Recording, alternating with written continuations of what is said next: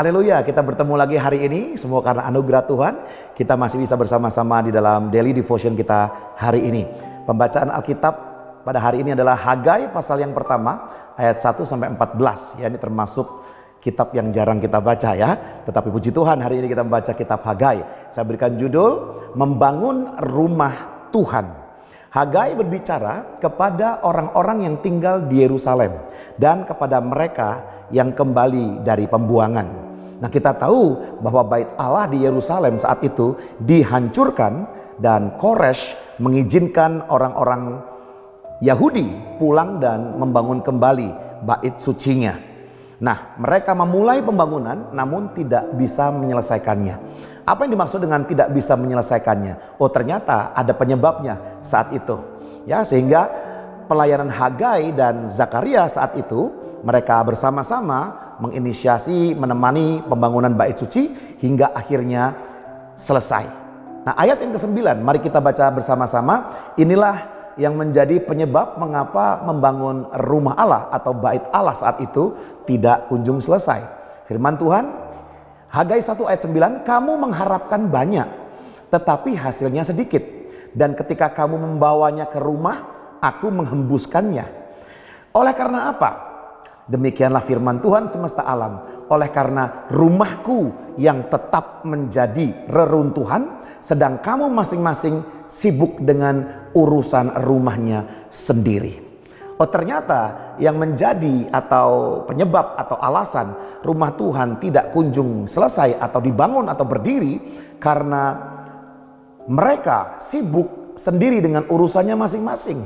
Mereka sibuk membangun kehidupannya, membangun rumahnya, membangun keluarganya, sehingga mengabaikan pembangunan bait Allah. Nah, perhatikan baik-baik dalam kehidupan. Ini ada sebuah gambaran bagi kita semua yang di masa kini. Seringkali kita tidak memiliki waktu untuk berdoa. Sepertinya kita terlalu sibuk sehingga kita tidak bisa beribadah atau bersekutu. Atau beberapa orang berkata, saya menolak untuk melayani pekerjaan Tuhan. Kenapa? Karena banyak hal yang saya kerjakan.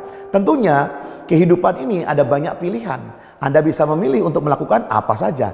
Namun kembali mari kita perhatikan baik-baik bahwa ketika engkau menerima Tuhan sebagai juru selamatmu, sebagai penguasa tunggal hidupmu, maka kita perlu menyadari hidup ini bukan milikku lagi, tetapi milik Kristus yang diam di dalamku.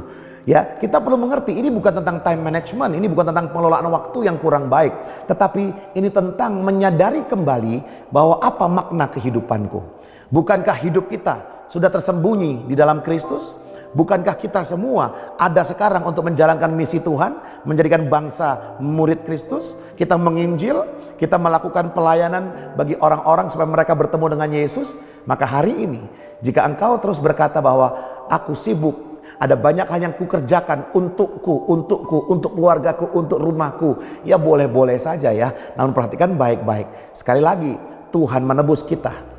Bukan hanya supaya kita bisa bekerja untuk diri kita hidup untuk diri kita, tidak lagi. Tapi kita bekerja di ladang Tuhan, untuk Tuhan. Biarlah firman Tuhan hari ini bisa memberikan kepada kita sebuah mungkin teguran, supaya kita kembali mengingat kepada apa sebenarnya yang perlu saya lakukan di dalam kehidupan saya ini.